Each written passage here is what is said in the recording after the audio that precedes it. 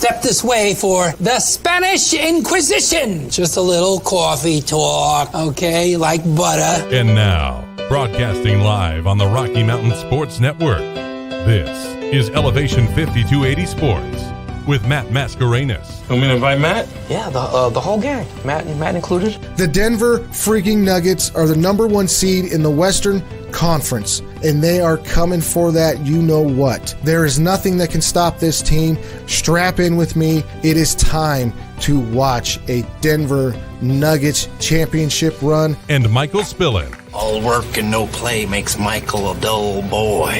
Yeah, I'm excited for this Denver Nuggets playoff push. I'm excited for the rest of the season, but Matt, they cannot be losing to teams like Orlando on the road, like Memphis on the road, but I'm excited either way, and it is going to be a fantastic finish. They are almost in the exact same championship window the Avs were in last year. And speaking of the Avs, do not count them out just yet. Matt's an okay dude, but he's a dummy. Michael! Oh, that's funny. Michael! Now, Matt and Michael are on.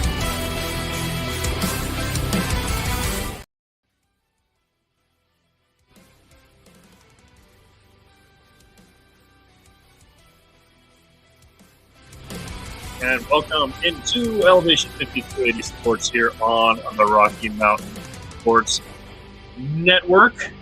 As we are here, it's church time. It's church going time here on a Sunday morning. How you doing? I'm doing pretty good. The weather kind of depressed me yesterday a little bit, but it is what it is. The sun's shining today, and I got my broom out. You got your broom out? I have it ready. And yeah, we will see what happens tonight as the Avs take on the T-Wolves in Game 4 up in Mini. A lot to get to today besides our new screen layout. If it's too busy, oh well. So we are here. You can do all the socials. We are everywhere nowadays. And you can like the Rocky Mountain Sports Network Facebook page.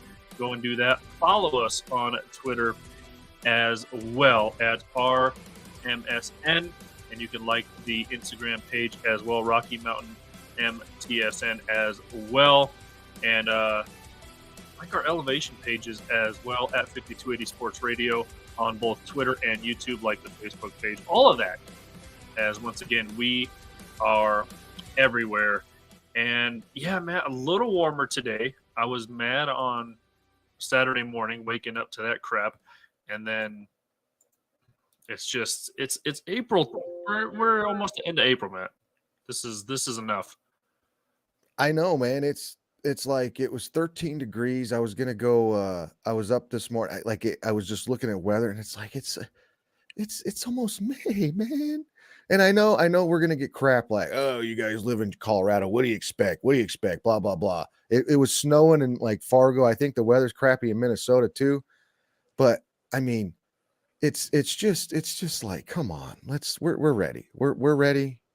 I'm ready to move to Florida potentially too. You know, I was talking to my wife. I think we might move to Florida just so I can play golf and go fishing still. And I mean, there's hurricanes and alligators and Burmese pythons and all that stuff. But it's overrated. It's overrated. Oh, that's right. That's right. I forgot, huh? You almost forgot I was there for 4 months. You spent, so I can't, I'm talking to the wrong guy.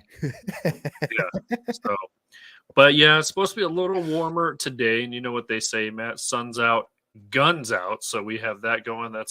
I'm in full playoff mode, as you can tell by my attire. We wear caps and sleeves at this level, son. I was just going to say that. There we go. So Lou Brown is a little bit mad at my attire, but I'm not going to let him bring me down, Matt, on this Sunday morning. So we got a lot to get to today. We will get into the Avs and T-Wolves, as we mentioned, and then go around the rest of the NBA playoffs. And the Avalanche get a huge win last night in Seattle. How about that, Matt? First NHL playoff game in Seattle since the early 19 teens. 1917 was the last time a playoff hockey game was played up in Seattle, and we'll go around the NHL playoffs. But we're going to kick things off with kicking off, Matt, and that is, I don't know if circus is the right term, but it was an absolute circus. Why not? Up at CU Boulder yesterday, Matt, for a spring game. A spring game, and I don't know if you've seen.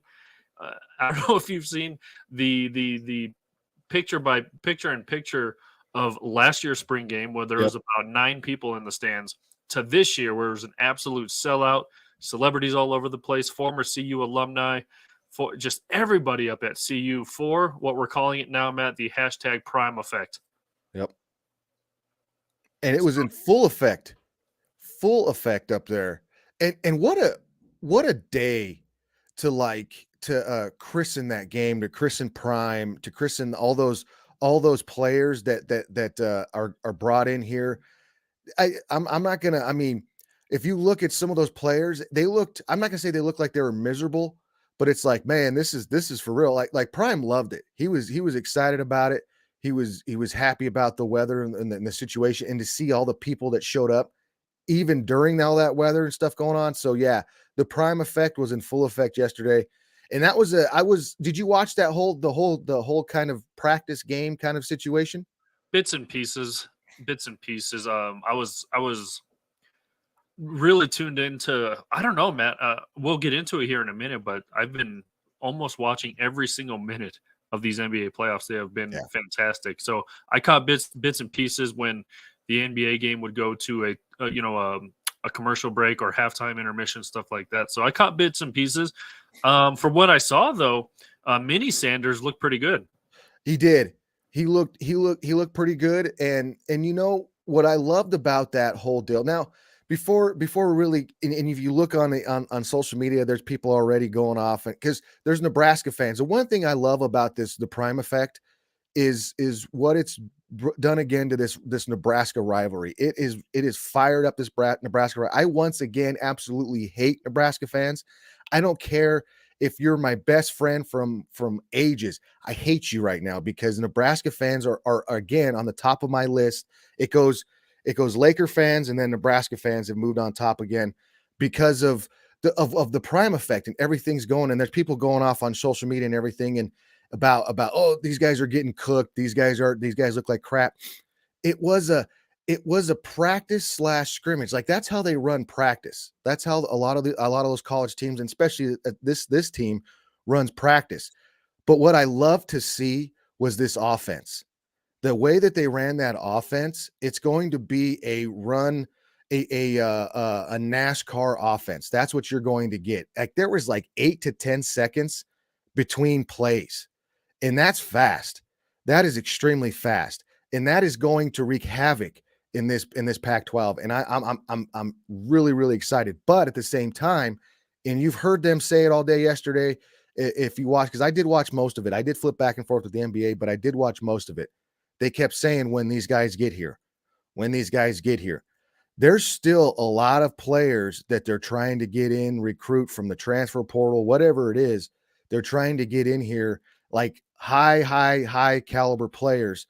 When you talk about potential and recruitment, those are players that are up high on lists of everywhere that are coming here. So they keep saying it, and it is kind of, I can see how it can kind of be annoying, but at the same time, this isn't exactly the full thing of what that team's going to look like. So that's exciting. But I was excited to see that offense, because we really haven't seen offensive football like that, or even any semblance of this, in a long time there in Colorado. So I'm super psyched about it. I love the way they ran everything. I like Shador. I do. But it's not, it's, as they keep saying, there's more coming. There's more coming. Yeah, so we will see what the season turns out to be, and everyone's excited. Is LeBron's kid Bronny? Is he still considering CU? Is that what the rumor? I don't know, because I thought what I last saw and what I last read was he was down to USC, obviously LA, and CU. And and that's part of the Prime Effect as well. Right. Not even football related, but just to be a part of being at CU while Prime Sanders is up there. I don't know if that's still the case for Bronny. I think it could be. The last I checked, now I don't have any definite, because I couldn't even get any definite from from that report that I was reading and seeing. And I think with this, it could be, it really could be. And Prime is affecting, again, the Prime effect. He's affecting everything there. He cleaned up the lunchroom. Like the lunchroom has nothing but, I'm not going to say there's like not any snacks in there, because I used to deliver Little Debbie snack cakes to that lunchroom. Now I know, no BS, within the, like, it was, or like 2016, 2017, somewhere around there, 18. I used to deliver. Those are gone. They don't even have them there anymore. He's done so much with that whole CU, the whole everything. Is, I wouldn't be surprised if you start to see that bleed over. I mean, there's kids that are staying to play college basketball there, whether it's on the girls' side and the men's side. So I wouldn't be shocked if that is the case. And I don't know if Bronny's going to come here, but think about this, Mike. Bronny comes here. Why is he who should not be named going to follow him? Maybe in retirement. Maybe. But if he does come here, how many years does he put in? One? I mean, I think he wants to get to the NBA as quick as possible before Voldemort retires. So I do too. But yeah, that's just crazy. It's crazy to think about the Prime effect, man. Yeah. But I'm going to watch that, and I'm going to try to really dig into that. But I, as far as I know, USC was the place where he was going. Yeah, and that makes sense too, just because of it's LA. It's LA. Yeah. Voldemort's with the Lakers, so we'll see what happens there. Meanwhile, I mentioned 9 people were at the spring game last season, Matt. 9 people were at the CSU Rams gold and green game yesterday, including Arizona Cardinals standout tight end. Now, Trey McBride was up there. So he was the one sports alum / celebrity up at Sonny Lubick Field. And while the rest of the state of Colorado was up at the Flatiron. So we have that going on. Poor CSU. They get the short end of the stick again. And even UNC hardly had anybody at their place too. To be honest, I didn't even know they had a spring game yesterday. Was Eddie up there? Eddie Mack up there? Oh no, Eddie. I don't know if Eddie's welcome up there anymore after what he did to that freaking program. Holy smokes! He didn't catch that game. Oh. What's up, Clayton? Clayton's popping in here on the comments. What's up, dude? He would have. Maybe Eddie Mack was at the CU game. It wouldn't be surprised if he was at the CU game as well. Right. I wouldn't be surprised if he was up there either. But I kind of got a little I don't know if you call it like a issue with Eddie McCaffrey, but if you think about it, man, he didn't help CU's program at all. Trying to get his kids to go to CU. He screwed up the UNC program. Like, Eddie McCaffrey, in my opinion, is really flying under the radar as a low key kind of a-hole kind of situation, dude. If you really think about it. Yeah, that's crazy to think that Eddie Mack would have ripped the organization up from within. He did. And I guess we're going off on the wrong track here, but I think he could have did more to get his kids to go play for CU. I know Prime's wasn't there, but still, come on.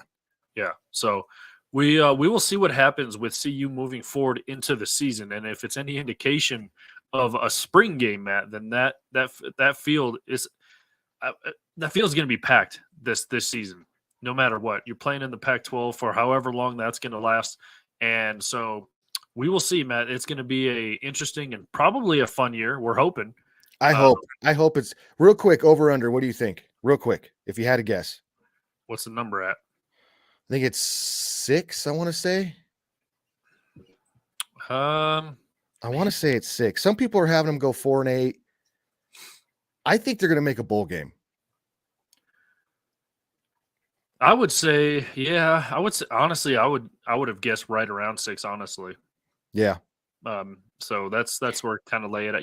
That all these guys. A spring game is not just going to lead into a good season. So.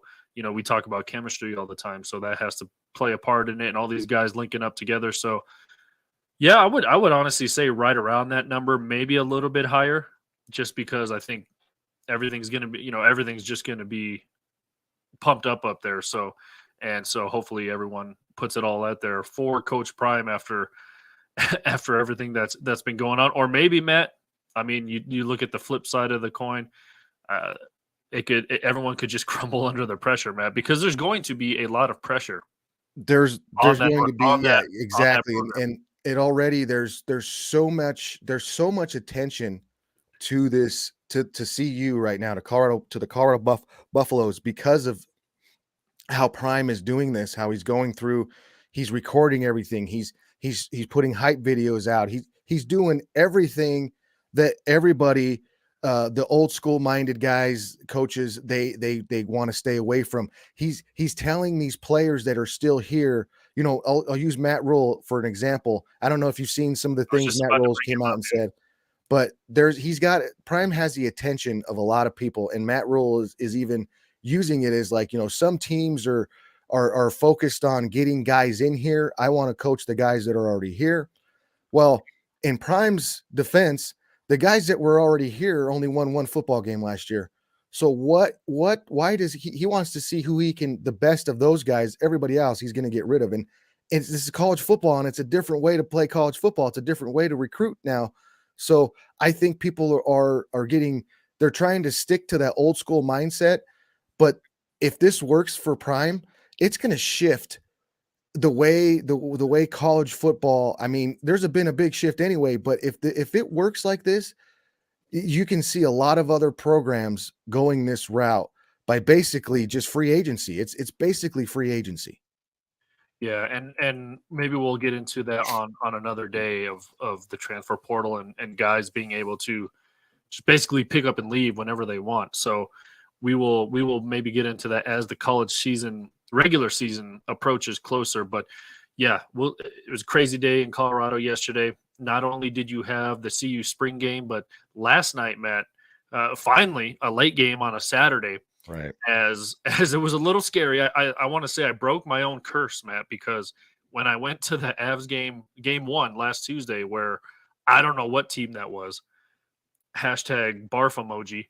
Ugh. It was gross, Matt. Just bad. And I don't know what it was as the Avs dropped game 1 to Seattle. Matt, we've had like 7 Denver playoff games since we last spoke. So it's been a crazy week. But yeah, that Tuesday game, Matt, was absolute sloppy as Seattle went up 1-0. You know, game two on Thursday was just a little bit better. Seattle took a 2-0 lead in the first. I said, screw this, hopped in the shower. By the time I got out, Matt, it was 2-2. Yeah. And I was like, I'm not watching this game, because I wore my new Nathan McKinnon sweater on Tuesday to the game and everything. So last night I was like, I'm gonna wear like a hoodie under the jersey, just in case I need to take it off if they're losing, because obviously I am the curse. I am the one being that can you know, it's the whole postseason is leaning on my shoulders, Matt, for the F. So and once again, Kraken comes out. They've scored the first goal in each game so far, and then Avs go up by 2. Seattle counters with 2 goals in 19 seconds. And then the Avs, McKinnon was just like, nah, bro.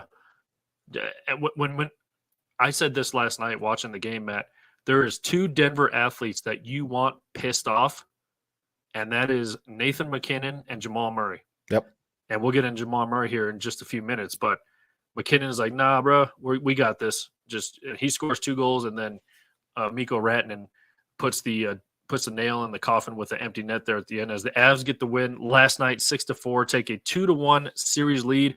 As I mentioned at the top of the show, Matt, first hockey playoff game up in Seattle since 1917, where the Seattle Metropolitans beat the Montreal Canadiens, Les Habitants, in the Stanley Cup Championship in 1917, where they beat Montreal 9-1 in that game. That's in front of only 3,500 people back then. Wow. That's great. There's your history lesson for the morning. The more you know, the more you know. Oops. That was, and it was, you could tell that has been bent up, because that first goal, that place went absolutely insane. And I was thinking in my head, because I watched it, I'm like you. I turned it off the other day, and we were talking through chat. I turned it off because I was like, I'm bad luck. I felt like I was bad luck already because I watched the first game, they lost, they played like crap, and then I'm watching this game, and boom, they score, they score that goal, that place goes absolutely insane, and I'm thinking to myself like, man, this is the worst thing. This is the worst thing for him because now the crowd's going crazy. Now it's, man, this is gonna be tough. So I did the same thing. I shut it off because I felt like I'm bad luck.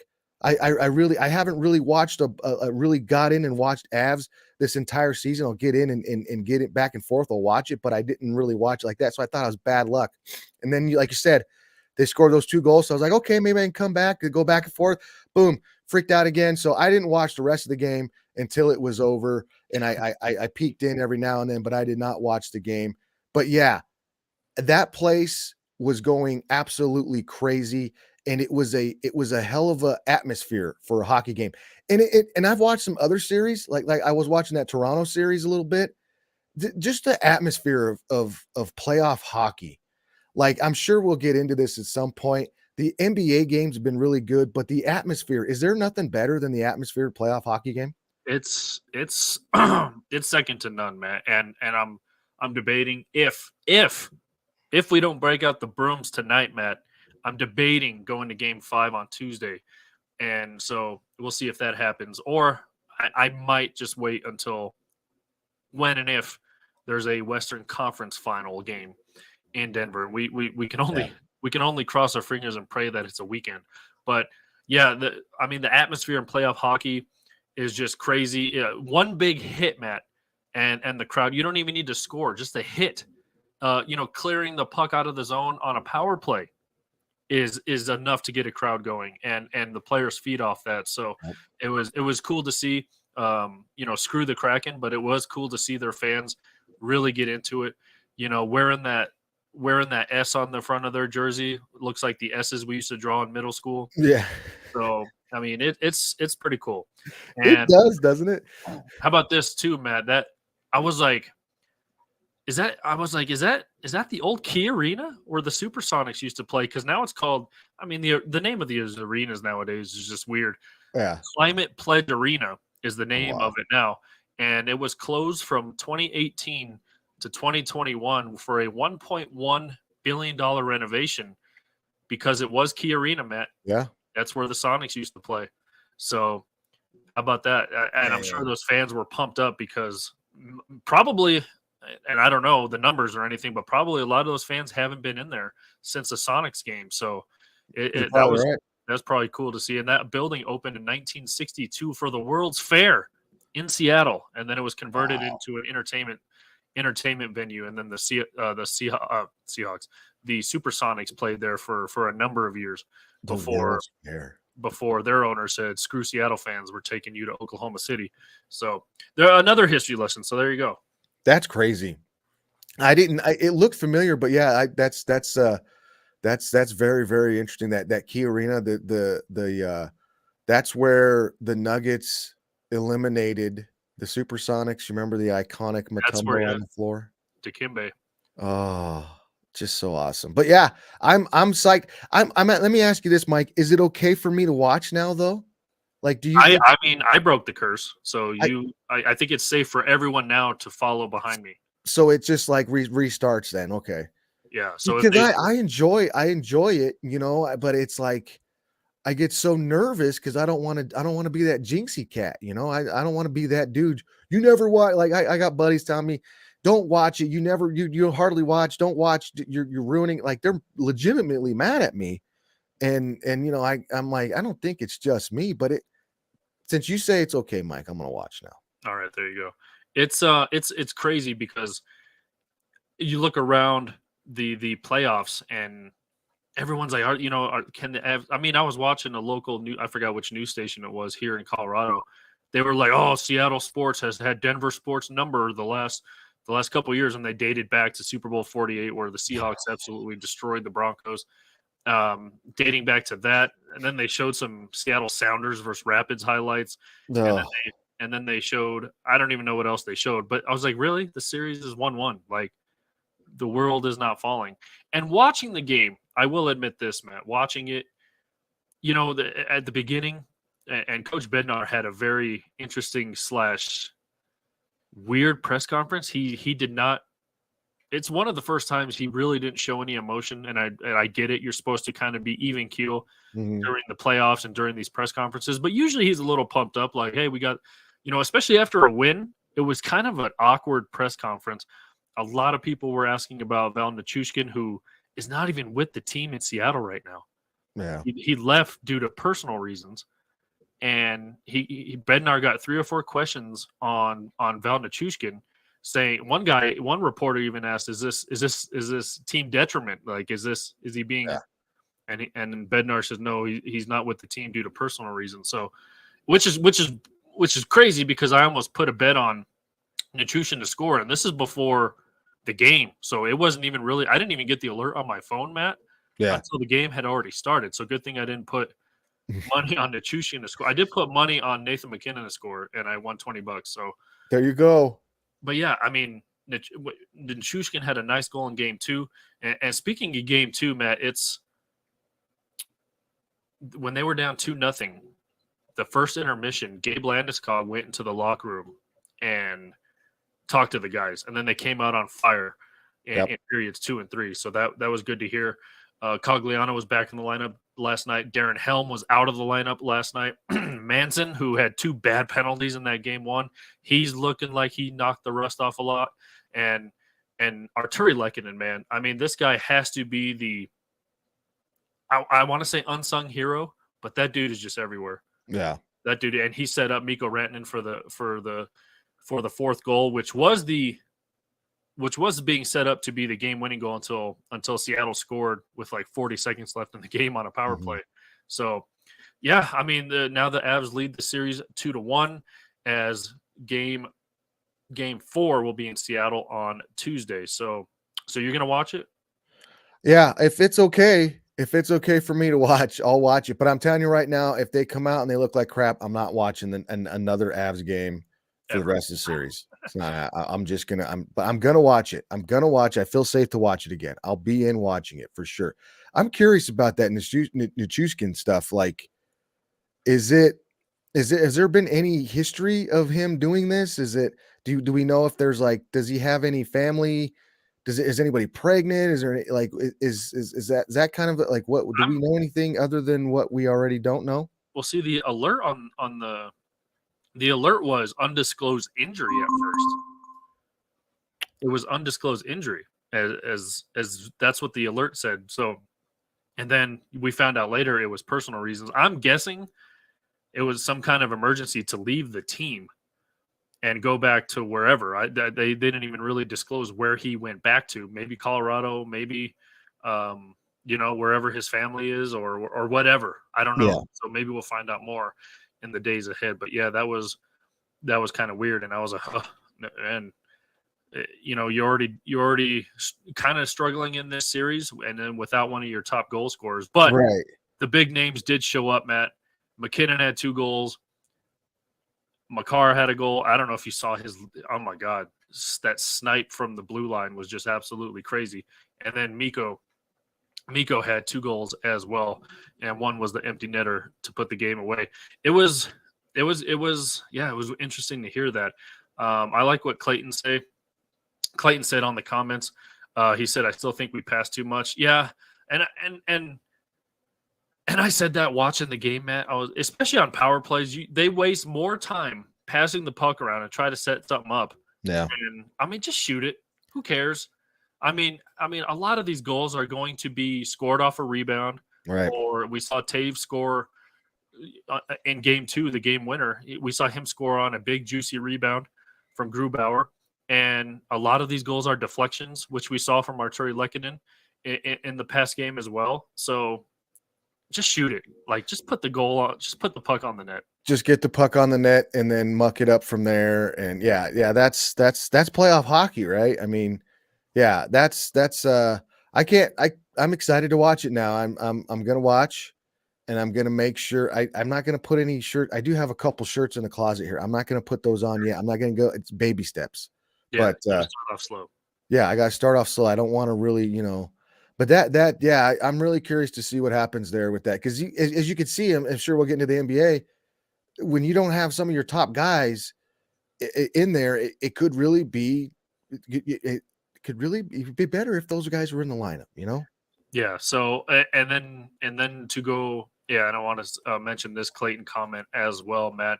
They always start off slow and then hit it in high gear. Yeah, and Bednar was asked that, like, why these first three games? Why are these games starting off slow? And once again, he was just quick to shut down a reporter and say, "I don't think. I mean, that's your." He said he paraphrasing, but he said that's your opinion. I think we started off good this game. Yeah. So Bednar definitely isn't taking any, you know what, these playoffs, and it looks like he's probably sick of it all. Because I can't imagine how many times people wanted to fire him in the past 3 years.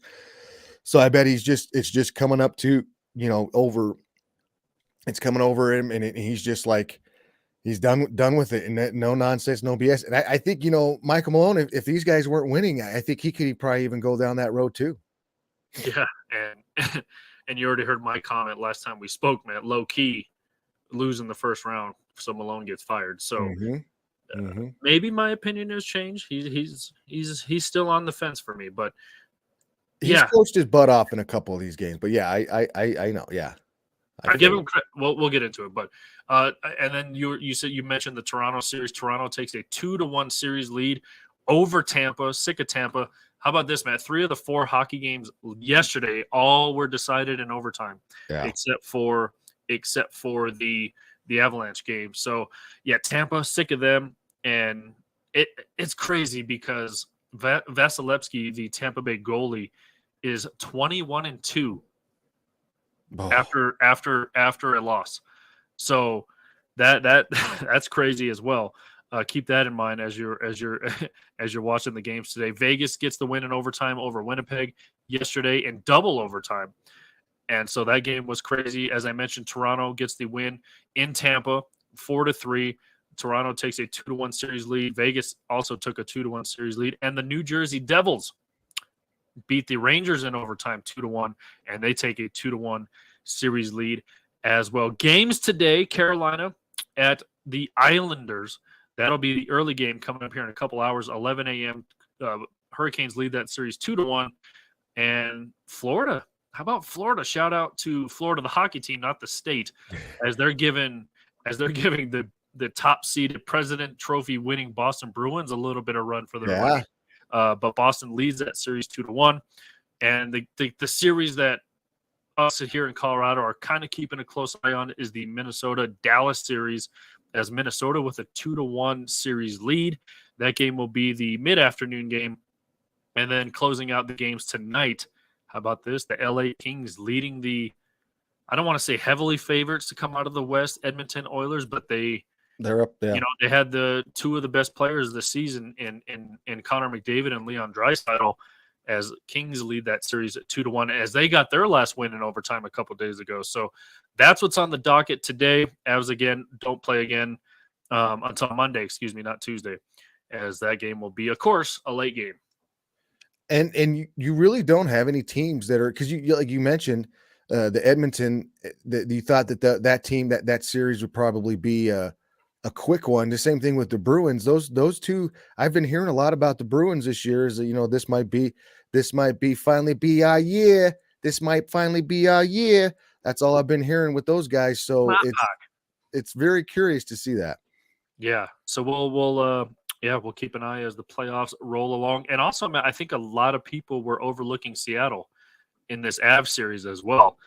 And, you know, just like you mentioned, a lot of people were kind of overlooking Florida and maybe the Kings, but I mean, they're making a little bit of trouble. And really quickly before we move on to the Nuggets and the NBA, I'm keep referencing this Bednar press conference, because honestly, I was kind of like, whoa, like, I mean, he seems pissed off after a win, which is again kind of surprising for Bednar to be kind of in that mood, but who knows what's going on? I don't know.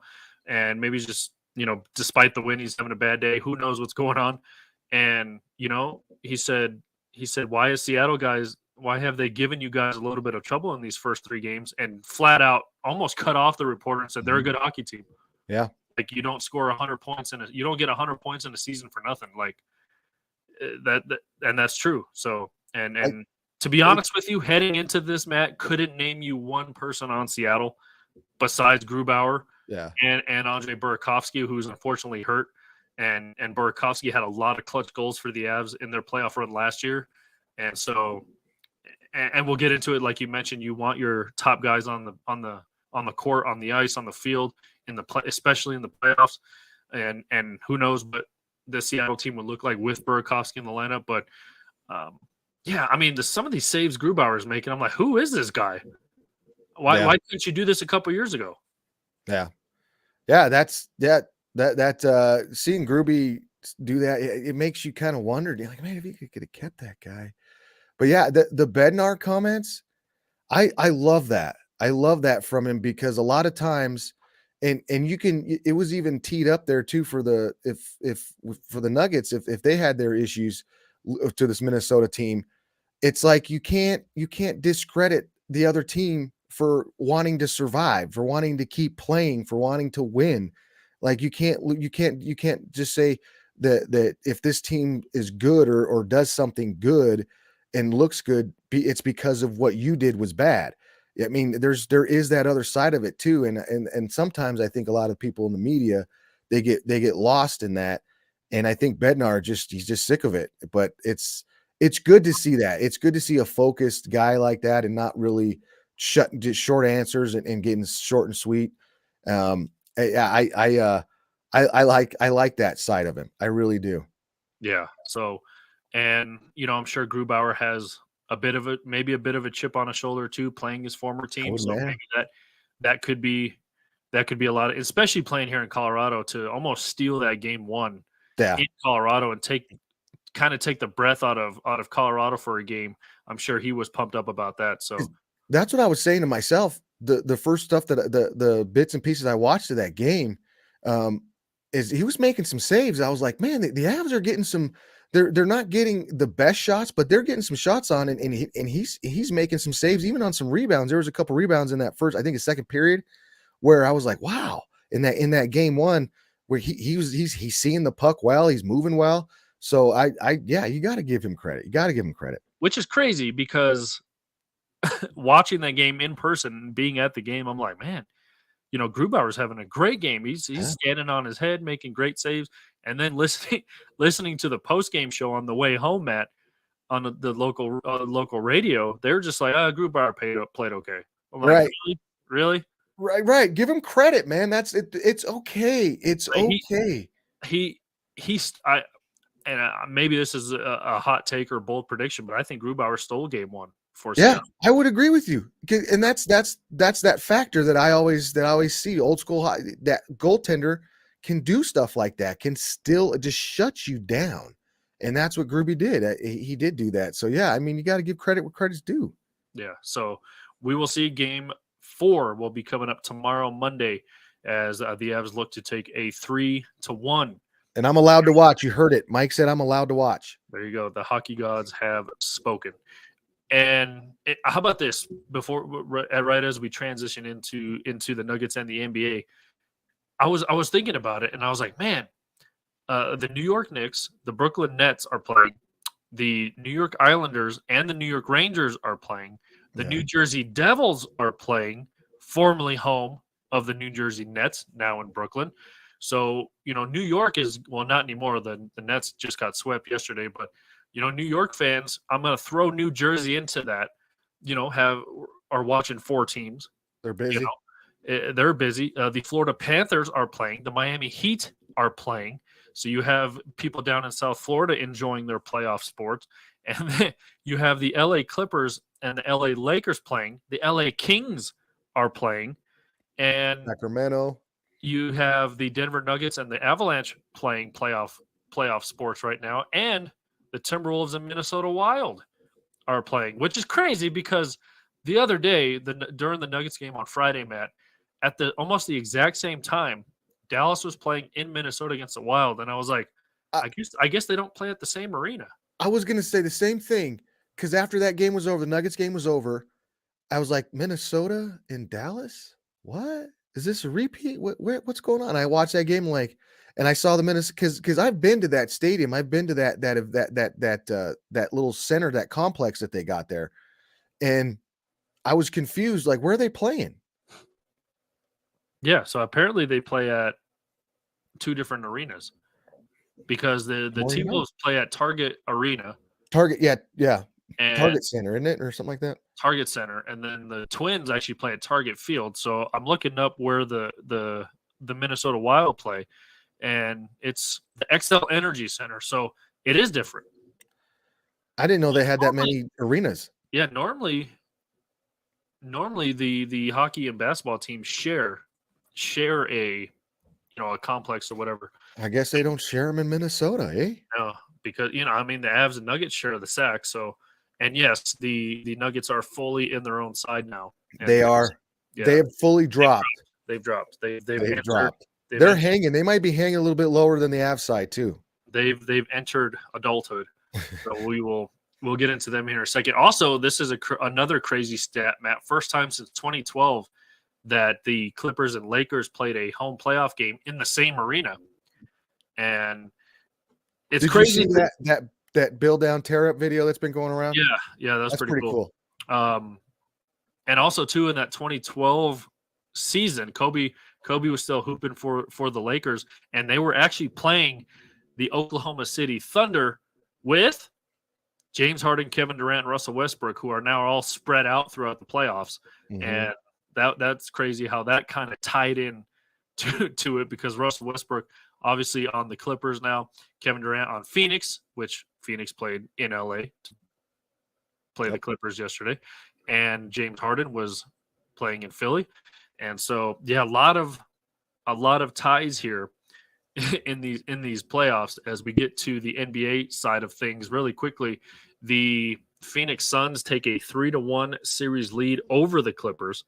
And I was sad to see that Russell Westbrook balled his head off as he went off for 37 points. KD had 31. Him and Devin Booker combined for 81 points, 61 points, which is crazy. Devin Booker finished the game with 30. And I don't know if you saw the post-game press conference with KD and CP3, Kevin Durant and Chris Paul. Yeah, if you live under a rock, they stuck up for us. And you've heard me say it, like, it's like, why does nobody want this guy? And everyone's calling him, Russell Westbrook and stuff like that. And KD said when he retires, people will appreciate his game. Chris Paul said, he's one of my closest friends. Like he just goes out there and balls, doesn't talk. And he went, especially without, and you mentioned this a little bit earlier, Matt, especially without Kawhi Leonard and Paul George. Yeah, Westbrook showed up. And how about, did you hear what Kawhi Leonard in the news yesterday? His sister sentenced to life in prison for apparently killing some old lady in a bathroom. I didn't read into the full story. I'm actually surprised Kawhi Leonard was at the game yesterday. Right. That whole thing, you got to feel for Kawhi in some way, because not only because of the injury, because he just can't Stephen A went in on him. If you watch any of those shows, he went in on him and was just told him he should retire and this and that. And then you go and it's like, he can't, I don't know how hurt he is. I don't know what you're saving yourself for. I don't know why you don't, just like with, I can understand the Joel Embiid and maybe a little bit Giannis not playing, but you're down 3-1 now. Like, what are you saving it for? What are you saving it for? You're going to do the same thing again next year. It's like, but and to have this to happen to him, so it's real freaking sad. I kind of feel for Kawhi in some way, because that's, I don't feel for his sister, but I feel for him in that situation. And the Russell Westbrook, he played his tail off yesterday and didn't get any much help from anybody else. Bones had maybe 5 points or something after he just went for plus 20 in the game before that. Mason Plumlee was doing the best that he could. Man was doing the best that he could, but it's just Phoenix is just too much with those three players. And I agree with you. I wanted the Nuggets to take a look at Russell Westbrook here, because he could have been, when that bench was struggling, he could have been somebody that you bring off the bench and put into that situation where he can run. And if you, I wouldn't mind Russell Westbrook doing that here if it was, the situation was different. Obviously, the Nuggets got their stuff figured out. We'll get to that, but yeah, I mean, the story there is really the absence of now Kawhi, who was playing really well in these playoffs, and then obviously you have Paul George being out, but with Kawhi not being there, I just don't know if there's Russell Westbrook needs help. You never thought you'd say that at the beginning of the year with the Clippers. Russell Westbrook needs help, but he does. Otherwise, the series is over. Yeah, I would have much rather have seen the Nuggets go after Westbrook than the non-existent Reggie Jackson. And it was a cool story. He's coming back home. I thought he played okay in the first game or two that he played for the Nuggets, and then Malone not even in the playoff rotation, which is, I mean, and kudos to Malone for playing Christian Brown as much as he is, because we all know Malone almost hates to play rookies, especially in the playoffs. But man, I mean, you need that dude's swagger and energy off the bench. Yes, you do, and it was good, and kudos to him for sticking with him, like you said. I mean, there was two chances where he turned the ball over. I want to say on almost back-to-back possessions, like bad passes, ill-advised passes, and he stayed with him. And what happens when you stay with him? He makes a great defensive play on one end, and then on the other end, because of his strength, and I think that was Gobert that was up there. And Gobert, man, that dude is one of the. He's going to come out of this series as one of my I can't stand that freaking guy, but I will get into more of that. But just to stick with him was tremendous with Christian Brown. And you've seen, the you say Reggie Jackson. I wonder, because this series is not, they don't need guards in this series. They need the bigs, but you don't see a lot of DeAndre Jordan coming off the bench. It's that small five, and I'm sure we'll roll right into this, but with Aaron Gordon playing that backup five and checking Karl Anthony Towns, he's not a lot on the offensive end because he's in foul trouble, but he chips in here and there. But what Aaron Gordon is doing right now is not showing up on the stat sheet, but it is absolutely tremendous what he's doing over there. And yeah, like you said, kudos to Michael Malone with sticking to a rotation. I hope that we do see Reggie Jackson in one of these series down the road. We might see it, but right now we just don't need him. Yeah, and even Malone mentioned that. I forgot which game it was after in the post-game press conference. He said, I may not need you for this game, maybe not this series, but you will be called upon. And I don't know, with the way Christian Brown and Bruce is playing. Bruce, my God, he is playing tremendous. With those two guys balling the way they are, I mean, you don't really need another point guard out there, especially on the second unit. You don't need it. We thought that at the beginning before the season even started, Matt, we were kind of questioning the DeAndre Jordan signing. And, he's been that kind of leader on the bench. When he's come in, I mean, he's playing good minutes, getting a couple rebounds, getting a couple lobs. And so he's playing pretty decent minutes when he does get a chance, but he understands his role. He understands, like, I might not get, the playing time that I was, getting, especially with the Clippers back in the day. So I maybe this is an overstatement, Matt, but I want to say I feel bad for Thomas Bryant for not even seeing the court after much was made of his acquisition from the Lakers in that 3-team deal. Yeah. Again, you thought that one of these guys, at least DeAndre Jordan, and then when you got Thomas Bryant, you thought one of these guys was going to be a mainstay on the second unit backing up Nikola Jokic. Right. I mean, that's what, at least I don't want to speak for everyone, but that's what I thought. And it seems to be that Michael Malone is leaning on the veteran, playoff experience DeAndre Jordan, here and there. It's sparse, but he is leaning on him a little bit. And, after each dunk, after three-pointer, who's the first one off the bench? It's DeAndre Jordan. It's right. I mean, I have seen Thomas Bryant get up. He is watering the sideline. So, I think he's doing it more to be noticed, because when they do a shot at the bench, man, he's kind of just sitting with his hands folded at the end of the bench. But maybe he's just getting up and being a cheerleader so he gets noticed. Right. And if you look down outside of the Lakers, there's nobody in the Western Conference that has a big that you got to be worried about. I mean, you're playing the guys right now. You're playing the team that has two of them, and one is he's got. I think he scored almost 20 points in the past two games. I'm talking about Gobert, but Karl Anthony Towns is that dude. That dude is soft. That dude. You talk about soft players. You talk about finesse players. That guy he's one of those dudes in the gym that everything he does, it's not his fault. It's never his fault. It's never he makes a bad pass. I see him throw the ball away to KCP and coming down the other end, and Anthony Edwards with that block that changed that whole game there. That because I think the Nuggets were about ready to run away with it, and then Anthony Edwards, who is oh my God, you talk about a superstar. That guy is a superstar. But then when he made that pass, I've seen Cat do this couple of just the body language, throw his hands up like, "What are you doing?" Like, oh, I didn't make a bad pass. That's your fault. He is one of the most. You don't need another big to guard him. You can check him with Aaron Gordon, and you see what they're doing with him. He's probably the worst defensive big in the league right now because you can't guard him on the outside on the perimeter. You can't guard him on the inside. He's getting tore up, and Joker is destroying Gobert.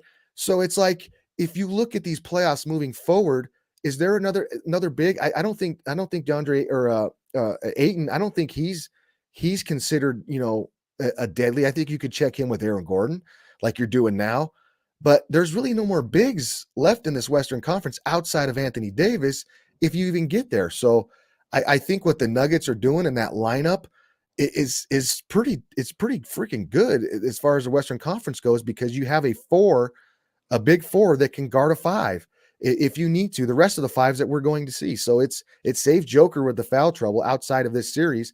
So I'm excited going forward. Yeah, and I like how you mentioned.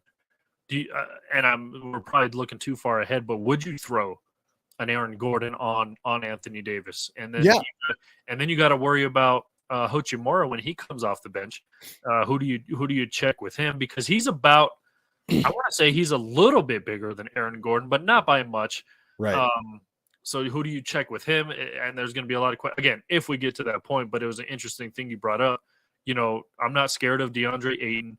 I'm not scared of what's his name, Zubac. Zubac. No, nobody's scared of Zubac. I'm not scared of. I mean, maybe.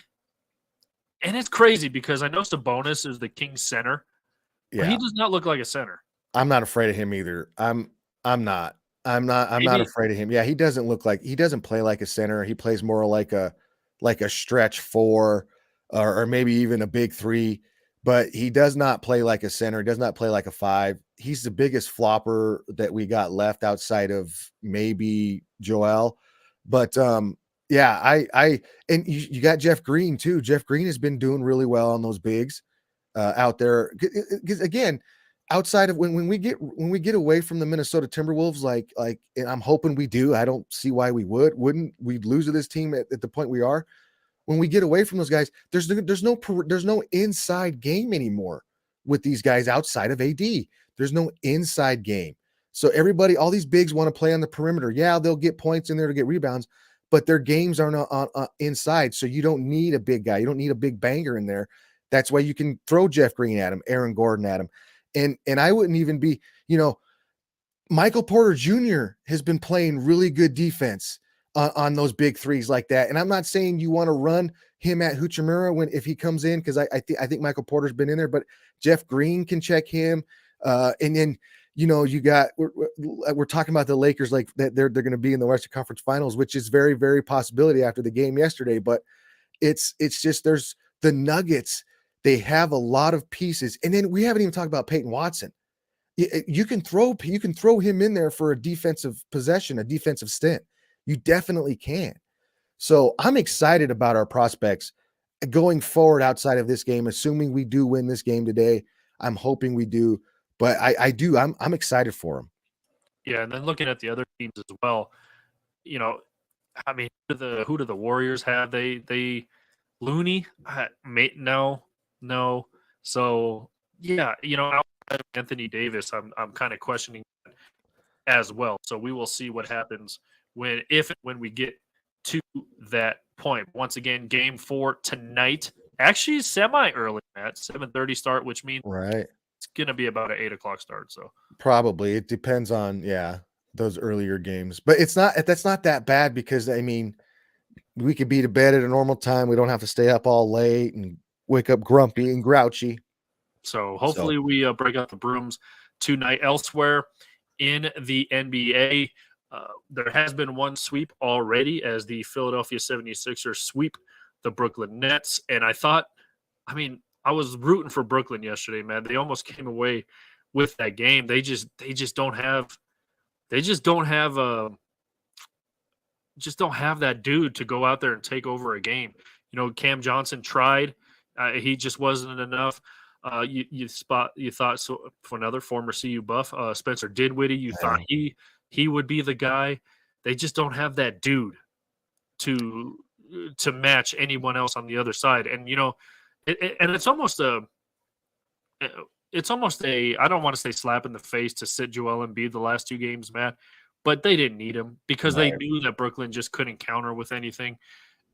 They just knew it, and I feel bad for the Nets that after the after the season they went through trading KD and Kyrie Irving, you thought, oh, the Nets are done, and then they finish what is it, the 6th seed? So they finished the season strong, and you thought, man, maybe these guys are meshed together, have that chemistry, and they finished the season strong and made it to the 6th seed, where a lot of people thought that they would fall off, and turns out they played better without KD and Kyrie around. So, and they just didn't have enough. They did not have enough. So maybe we'll see some movement within that organization for the Nets. Maybe we'll see them try to nab another player.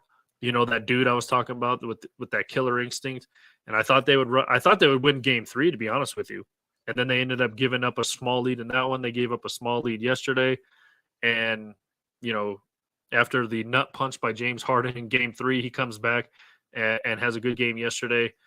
You just didn't need Embiid in that game. And I agree with you. I thought they Philly, and you give credit to Philly, they had every reason, everything to lose. Like if they lost that game 3, everybody would have been like, well, hey, that was a tough game. Harden got thrown out, Embiid was hurt. You had every excuse to lose that game. They didn't lose it. They win it. And then, so now Embiid's out. So you're looking at this game. Oh, they're not going to win this game. This game's over. They had opportunities to win it. They couldn't. So yeah, you're 100% right. They need another guy. I think if they stay the way they are and they add that guy, whoever that guy is, they can definitely make some hay in that Eastern Conference because of what Mikal Bridges has done to this point. Is he that guy? He definitely could be that guy, but they need another one. What they have right now is just not enough. And you saw it. And I mean, you got to give credit's due to the Philadelphia 76ers. They planned it out right. Embiid might miss more games. And if with them sweeping, now Embiid just has to sit and wait for the next series, which could be, midweek to next week. So it's going to work out for the Philadelphia 76ers. Definitely is, to get this guy some rest and to get even get Harden some rest. But yeah, the Brooklyn Nets, they're right there. And I did think they would win the game yesterday, but it just didn't, turn out. And the lucky Sixers are going to be able to rest Embiid. And, I wanted to see the best players out there playing. So I hope he gets better and healthy. The best player is not playing. Giannis sat out yesterday, his 2nd straight game. And I think Milwaukee almost had the same mindset of, oh, we don't need Giannis for this game. And then, of course, Jimmy Buckets and company show up for this game, man. First game in Miami in the series. And I mean, Miami took it to them, and I get it. You didn't have Giannis clogging up the middle, but you had a pretty good, in the running for Defensive Player of the Year in Brook Lopez, who I don't know, man. He just looked slow yesterday. I don't know what's wrong with Brook Lopez, but maybe he's hurt. I don't know. but he looked kind of slow. And yeah, I mean, just Miami just took it to him. And shout out to Duncan Robinson, who was sitting on the bench, Matt, to finish out the season for Miami. And then he comes in and goes off. And once again, when you have Jimmy Buckets, you have a chance, especially playoff Jimmy Butler. You have a chance to win a game. And Miami takes a 2-1 series lead against I don't know how heavily favored they are, but when you win by 22 points, Matt, Miami stole game one. And then Giannis gets hurt in game two. Or did he get hurt in game one? He got hurt in game one. Game one, he hurt his back. And honestly, Matt, I think we see Giannis in game four. Right. I agree. I don't know. Because we even both talked about it. We even both said that we both think that Milwaukee, without Giannis, because of what they have with Drew Holiday, because of what they have with Middleton, because of what they have with, a Bobby Portis, Lopez, we thought that would be enough, but not when Jimmy Bucket shows up. Duncan Robinson shows up, like you mentioned.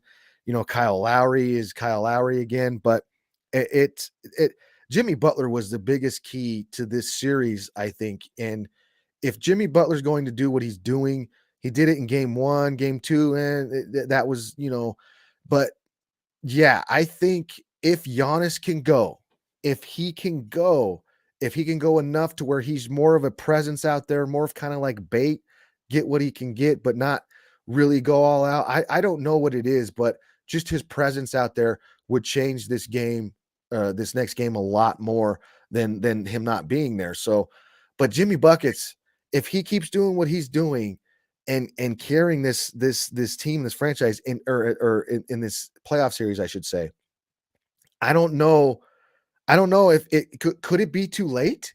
Could it be too late? Because could this Miami team be rolling right now? Could this game really get them rolling? And if Giannis isn't 100% and he can't do the Giannis things, did you have enough trust in Drew Holiday and Chris Middleton to really carry this team? I don't know. You thought yesterday you would see that example of that, but you don't. And you got a 1 seed and an 8 seed, and the 8 seeds ahead of the 1 seed, so leading the 1 seed in the series. So I don't know. This series, it does revolve around the superstars, and that's Giannis and Jimmy Butler, and we'll see if Giannis comes back. But I think it all hinges on him. Yeah, I think we see Giannis in the next game. I think if you're Milwaukee, especially in Miami, I think you have to see where he is. I think you have to play him. And I mean, he seemed to be okay jumping on the bench. So Right. his back seemed to be okay. I don't know what the extent of it is, but he seemed to be getting up and down. I get it. He's just on the bench cheering, but playing in an actual NBA game is a whole different thing than just sitting there and cheering for your team. But we'll see where Giannis is. I do think we'll see him in game four, because if you go down 3-1, I don't know, who knows what happens from there. So. Yeah, that's dangerous. To go down 3-1 is very, very dangerous with when Jimmy Butler's on that other team. It just really is. And Crowder, you brought Crowder in here, and Crowder was whining over there in Phoenix. He comes over here and he doesn't really do much in 12 minutes or 13 minutes, 5 points, 1 rebound, 1 assist. So, and it's just like, so you need to have the guys. If you look at, we're going to reference the Nuggets again, why they're playing so well right now is because everybody is contributing. You got double digits in points up and down the starting rotation. You got some double digits off the bench. So everybody's participating. You look at some of these rosters with these guys, and it's just the big 2 or the big 3 that are scoring. Nobody else is contributing. So that's what Milwaukee's going to need these guys that are supposed to be contributors. Ingles is supposed to come in and contribute 5 points yesterday. Connaughton had 11 points. This guy's supposed to 11 points is supposed to be what it gets. But when you have Bobby Portis get 9, 10 rebounds, stuff like that. Drew Holiday is the one I think that really needs to step up, and he needs to average almost 25 points a game in order for this team to be, if they're not going to be without Giannis. Drew Holiday needs to score more. I know he had almost 20 yesterday, but he needs to score more, as you saw in that game too, where he had 25 plus points. Yeah. So the supporting cast needs to step for Milwaukee, but I think we see Giannis back in the lineup for game 4 here in a couple of days. So look out for Milwaukee to try to even that series back up at 2 games apiece. One of the other games yesterday, Matt, was we touched on Phoenix and the Clippers. Phoenix takes a 3-1 series lead, and I think looking at these NBA playoffs, Matt, they've been awesome, and I think the referees are kind of letting them play more. I was watching the Lakers and Grizzlies last night. Besides another nut punch, I think they swallowed on the whistle on a lot of plays that probably would have been fouls in the regular season, as the Lakers go up 2-1 on Memphis, even with Ja back in the lineup and going off for 45 points. At the end of the first quarter, man, it was 35-9. Yeah. And at one point, Memphis was shooting 11%. Just terrible. 35-9. That's crazy. That's like a football score. But I mean, this is just, I don't know about this series, Matt. Everyone got on the Lakers bandwagon when they got in from the play-in tournament. They're going to be a tough matchup. They are a tough matchup versus Memphis, Matt. I get Jaren Jackson won Defensive Player of the Year, but he is struggling to contain Anthony Davis, and I don't know. You can't really put anybody else on him. And then Big Mouth Brooks, he nut punches LeBron, and they're in Hollywood. Give LeBron a little credit for acting, but it does take the breath out of you. It does leave you. Yeah. I mean, if you've ever experienced that, and looking back at it from all different angles, Matt, and slow motion stuff like that, because I was honestly shocked, kind of, that James Harden was ejected for that, and that was only a flagrant 1. He got ejected. This was a flagrant 2, and I thought this was much more egregious than what Harden did. I think honestly, I get it. Whatever, it's a groin punch, whatever. But I think Harden's was more of incidental contact. I don't think James Harden is going out there looking to nut shot anybody. No. Dylan Brooks obviously has a history, especially with what he said about LeBron after the last game. And LeBron and Brooks get into a little conversation before the game. They kind of share a smile.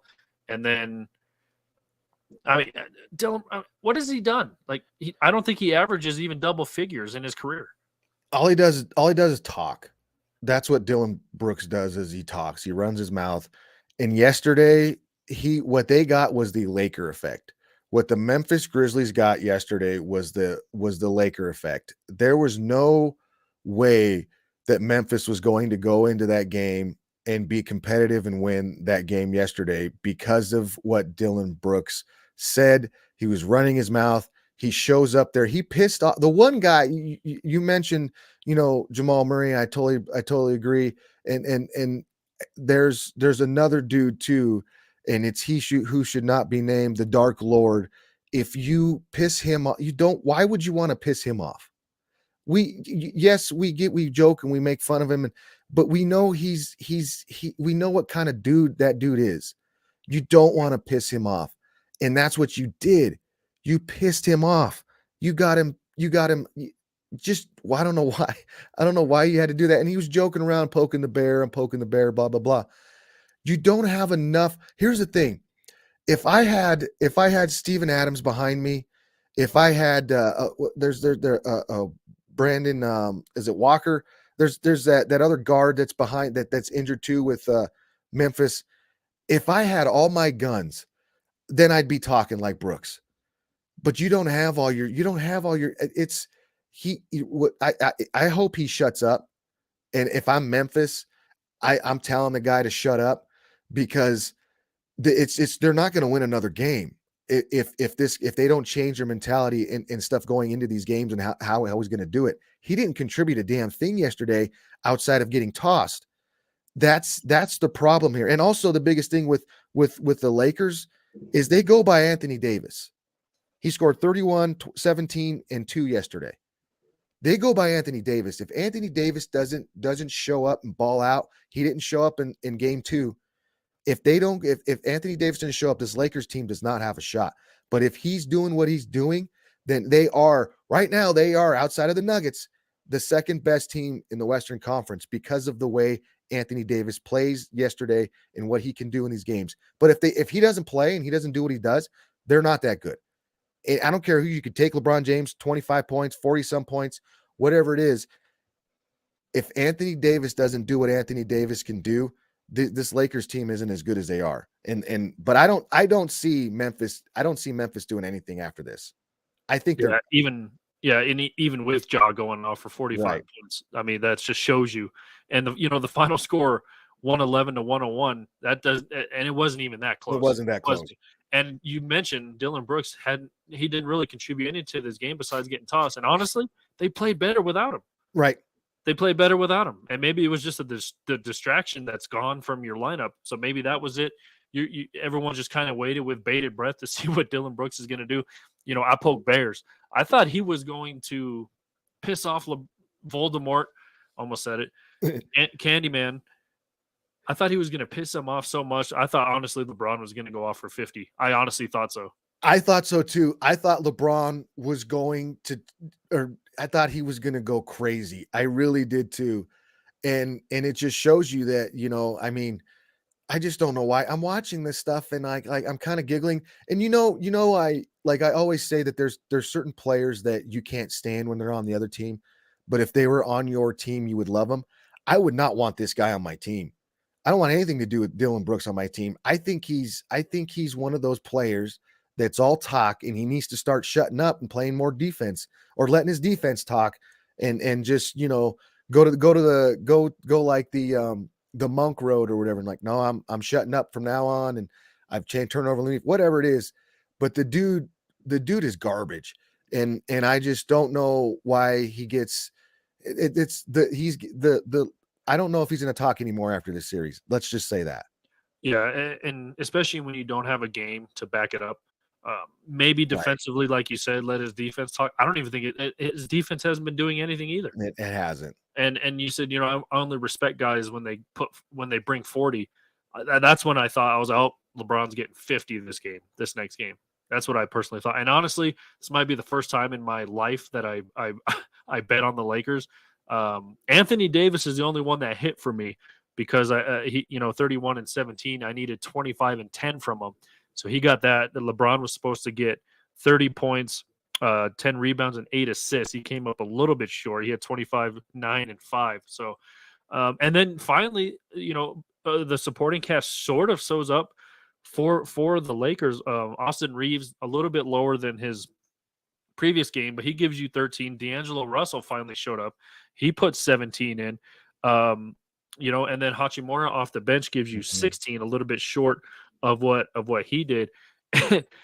And Jared, speaking of defense, I mean, without the talking, Jared Vanderbilt is your Dylan Brooks when it comes to defense because he that's all he's out there for is playing defense, and he plays it well. He had a big block on John Morant towards the end of that game yesterday, but he finished the game with 0 points, 1 rebound, 0 assists, 2 steals, and 3 blocks. I mean, that's Jared Vanderbilt for you. And honestly, I may have said this, but the Lakers won the trade deadline.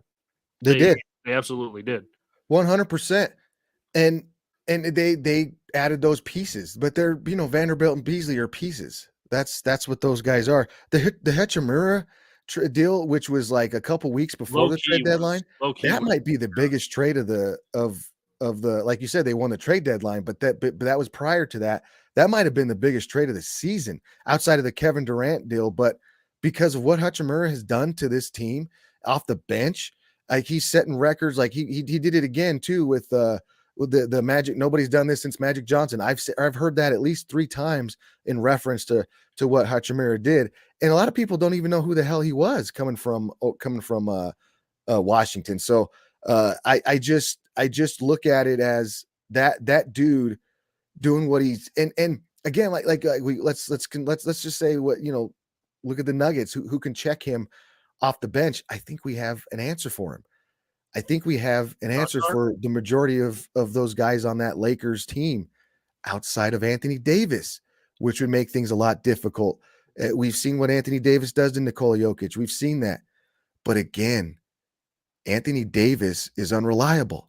Anthony Davis is inconsistent. Anthony Davis is Mr. Glass. Anthony Davis is going to be hurt. I would bet more on Anthony Davis being hurt in the rest of these games or these series than I would him playing. That's why I look at Anthony at this Lakers team as they go by Anthony Davis goes, because we don't know if Anthony Davis is going to go.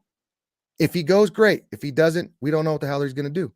I just can't stand that aspect. That's why it's so tough for me to look at the Lakers and really be like, they're dangerous because of Anthony Davis. We don't know what the hell we're going to get from him. Yeah, and on the court, he's stepped up in these playoffs, minus maybe one bad game. So, and I heard on a national radio show yesterday after the Lakers game, Matt, saying, LeBron and AD, if they take one bad step, they could be out, as you mentioned. So, yeah, and we saw that kind of happen with Victor Oladipo with Miami yesterday, Matt. Going up for a weird. I thought he slipped. The angle that we get, I thought he slipped, but then they showed the different angle, and he kind of got hit on his way up for a layup or whatever, and then he just landed so awkward. I mean, that's what can happen. Yeah. And as aggressive as Anthony Davis is in the post and stuff like that, I mean, if he jumps and lands on some guy's foot, I mean, that could put you out for a number of games just right there. And like you mentioned, LeBron's foot is, and what he is doing right now is unbelievable because his foot is jacked. It is messed up, and it's and how he's going out there. He's got the Gumby juice. They're still shooting each other up. Yeah, after every little play, they're shooting the Gumby juice in there, and that's what they need. The geriatric juice, the AARP card juice, whatever you want to call it. They're getting it loaded up in there for these old guys. But yeah, it's nerve wracking. And I was reading something by some a blogger, I don't know what he is, out of Philly, talking about Embiid.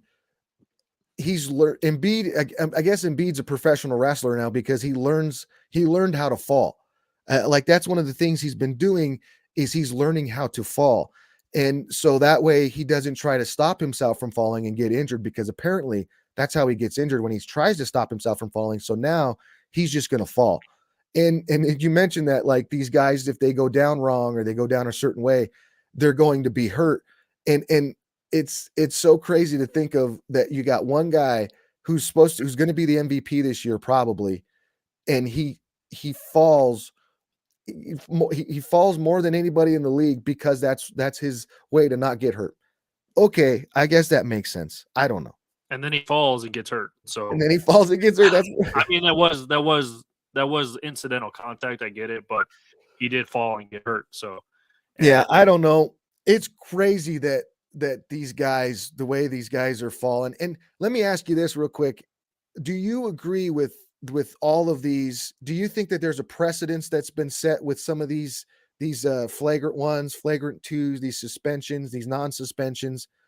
Like, or is there definitely have to be a history with individual cases in order for it to all be the same?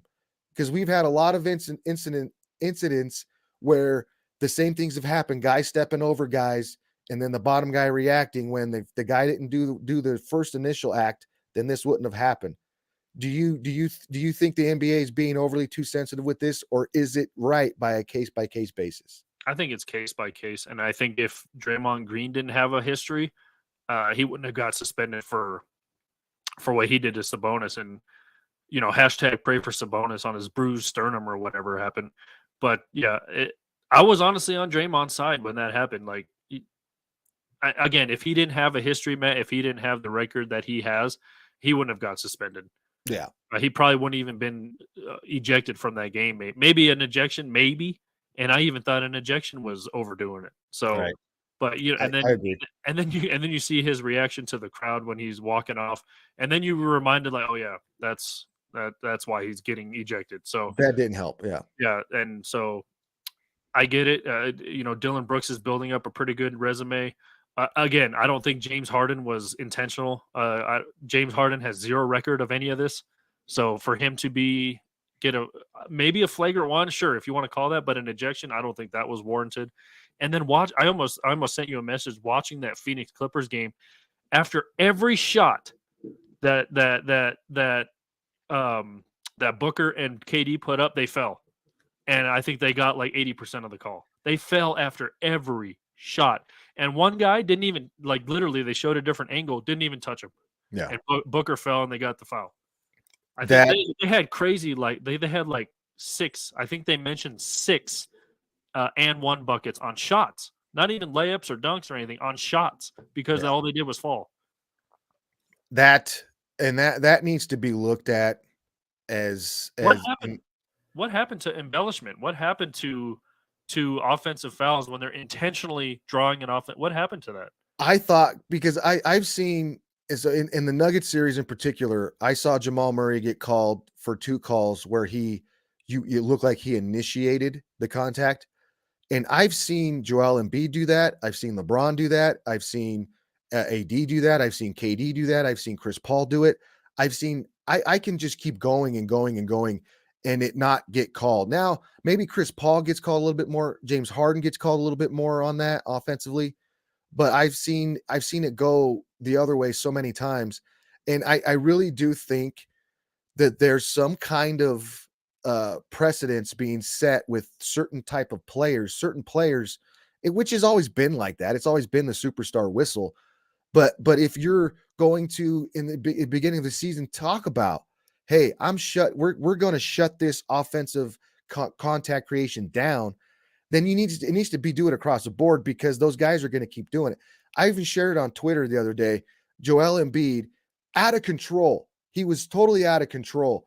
Leans into the defensive player, gets bumped, falls back, falls down, throws the ball up, and he's shooting free throws. It was so egregious that I couldn't believe it. And all I could say was like, oh, that's old school basketball, I guess, because that's what they used to do. I mean, like, my dad used to do that to us on the playground all the time. Go up, we'd get going up, and then he'd run right into us. It was just that's just reminding me of, there's a precedence being set that I thought was supposed to go the other way. But in these playoffs, like you said, the offensive guy is getting involved a lot and falling down, and the defensive guy is the one that's getting the call, and then they're going to the free throw line. Well, it's crazy because I've seen in these playoffs, like you mentioned, you get the shot fake, a guy goes up, and then you lean into him to get that call. I've seen that not be called a bunch of these playoffs, because I mean the refs got to be privy to these guys just trying to get a BS call. When the offensive guy is initiating contact, there's got to be a line that's drawn and saying no, or just no call it. Just no call. Just don't blow the whistle, right? Yeah. And that's the thing. I don't like to watch these guys shoot free throws. I don't care if it's KD, I don't care if it's Booker, whoever. I don't like to watch them shoot free throws. I want to see, come on. And what was the discrepancy in the Minnesota Nuggets game last game? I think the T-Wolves were at 20 something free throws, and Nuggets had 8. Yeah, there was a point where the Nuggets shot 5 free throws and this was like later in the fourth quarter. Yeah. It was crazy. I think it ended up being like 30 something to 15 or 13. Crazy.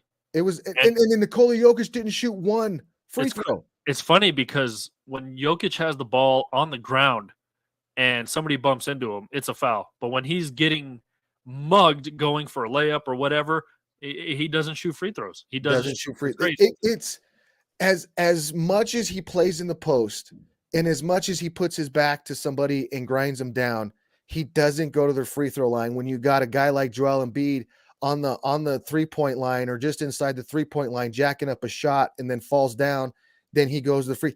It doesn't make sense. It makes zero sense. And the one thing I will say I don't really like about Joker's game, Matt, is the complaining. And I don't know if you saw that one time where he's running down the court and he's putting his hands all over himself like, I'm being mugged down here. Yeah. Like, and I think it was who was it? JJ Redick was on the call, and I like JJ Redick as a color analyst. He's like he even kind of said that, paraphrasing again, saying, Nikola Jokic is, he's kind of look at the refs after every call, but he's just letting them know like, hey, I'm getting mugged down here, and I guess the scratches and the bruises and everything on his arms are evidence, but that also could be incidental contact. Guys are flying by, guys don't cut their nails, right? So that could be anything, but I mean, to be and I don't want I'm going to sound like a homer, but being a back-to-back MVP match, just not getting the calls, and it's for you to have a discrepancy of 30 something to 15 free throws. I mean, you have to put those refs under a microscope if you're Adam Silver in the league and say, look, we gotta do something here. And like you said, the game should not be played or won or whatever on the free throw line.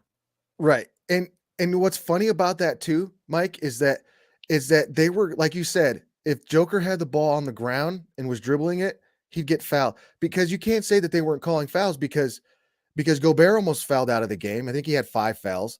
Cat almost fouled out of the game. Anthony Edwards, I think, had 4 fouls.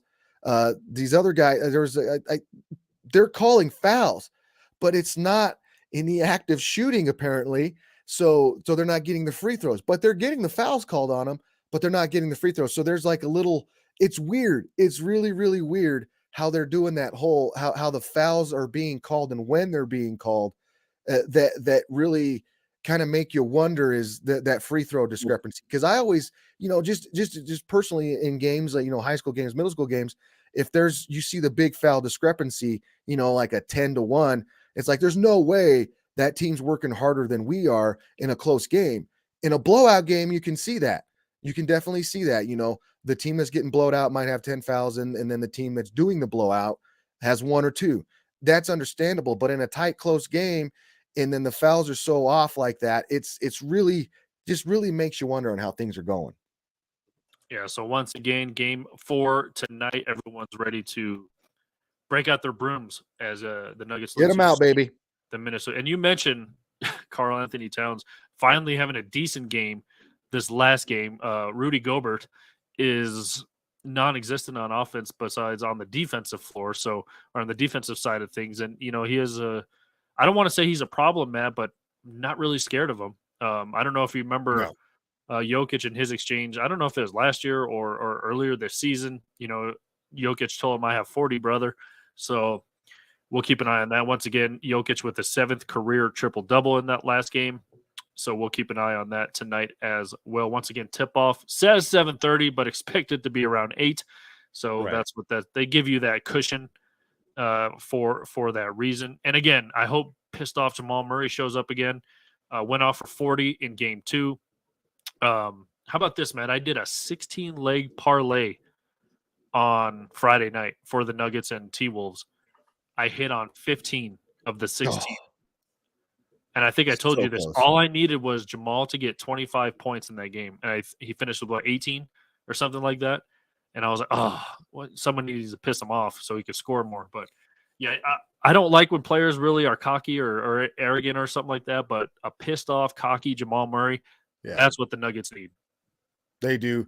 They really do. And I almost hit on a big leg yesterday too, but I missed on the fight. I bet the fight last night. So, and I had Garcia winning, but he didn't win. So anyway, I feel you on the hit and miss on that leg, but yeah. And let's dump the Bubble Murray talk. I think he's said it a couple times here that he doesn't want to be referred to as Bubble Murray. He's just the same guy because he is the same guy. Let's take out the bubble and we know what he did in the bubble, but let's don't forget about that first round or the first time that this team played together in the playoffs, what he did in that San Antonio game. He didn't have but 2 points until the fourth quarter. He scored 27 points or something in that fourth quarter and brought the Nuggets back. Those games in Portland when the quadruple overtime, what he did there in those games. And then you look at the bubble. Jamal Murray is big time Jamal Murray. And he's a playoff superstar. That's what we're seeing in Jamal Murray. And I think that that he's back. I think Jamal Murray, and that's what the thing that makes these Nuggets so dangerous is if Jamal Murray can go off for 40, and then you have MPJ that can go off for 30 plus and just drain threes. And there's Nikola Jokic. And then all these dudes coming off the bench, Bruce Brown. Oh my God, he's playing so great. This Nuggets team, I believed in 15, but this Nuggets team is there's something here, Michael. There's something here, I think. Well, and I liked what MPJ said after the last game. One of the sideline reporter for whatever said, your big three really showed up today. And MPJ's quick response was, he's like, our Big 10, our Big 12 showed up. Right. He's like, we got dudes on that bench. So Right. I like that response. Like, didn't even think about it. No hesitation. Said, we got a Big 10. Like that's what you need come playoff time. So, I mean, you hope you keep it up and think about it too. MPJ and Jamal Murray were out last playoff run, Right. out last season. So you didn't even see them in the playoffs. And when you have Jokic, I mean, you know what to expect from him.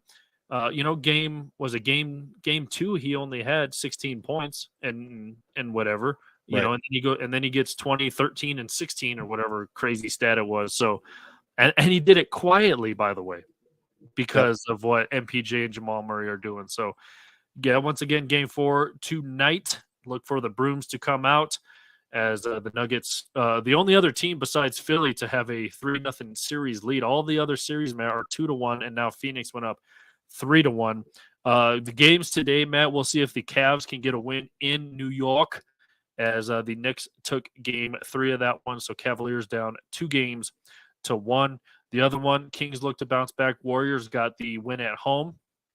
And so we will keep an eye on that.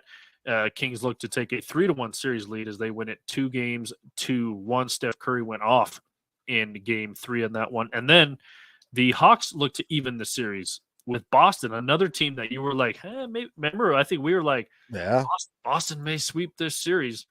And, Hawks are given a little bit. And so either Boston's going up 3-1 or Hawks are even in that series at 2 games apiece really quickly here. And then, again, the Nuggets play tonight. Really quickly before we get out, what do you make of the games today?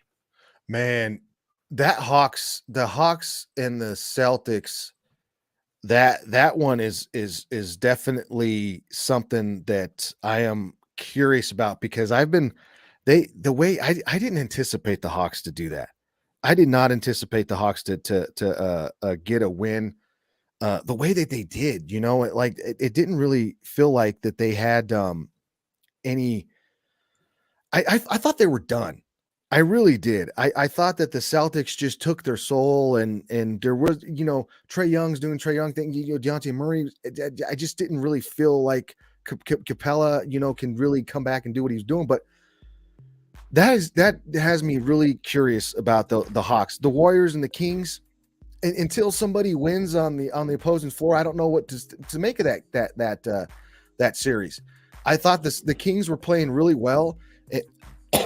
And we're going to really dominate that series.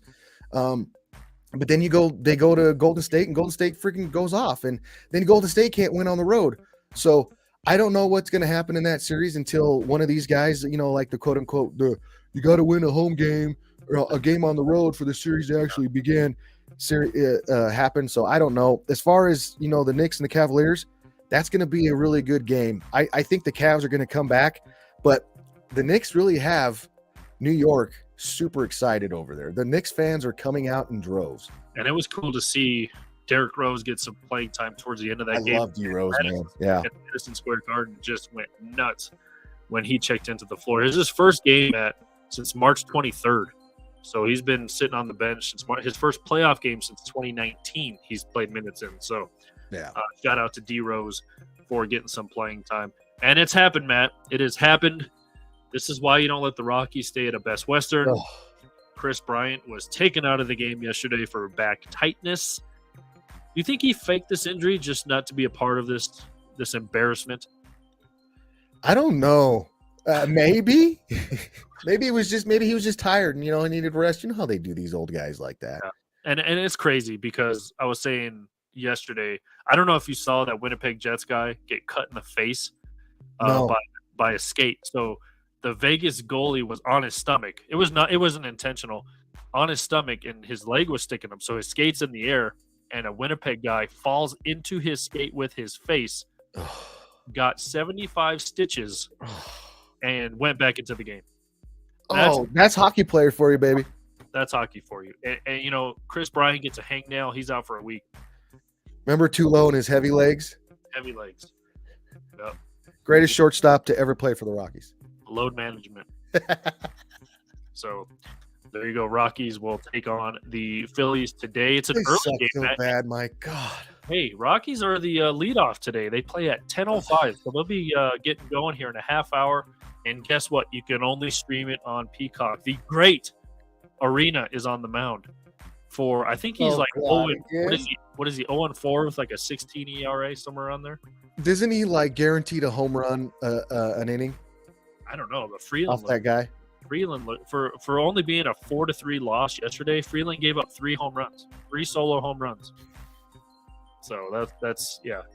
It's not good, Matt, and I'm happy we have playoff hockey and playoff basketball back in Denver every other night. So again, this is what happened. This is why I didn't get into baseball last season, Matt, because the Avs and Nuggets in the playoffs, and then the Avs going all the way winning the cup.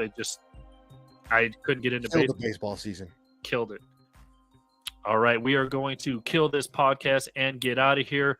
Hopefully you enjoy the games today. A lot of playoff hockey, a lot of playoff basketball today. The early game, once again, is Cleveland at the New York Knickerbockers. So we have that going on.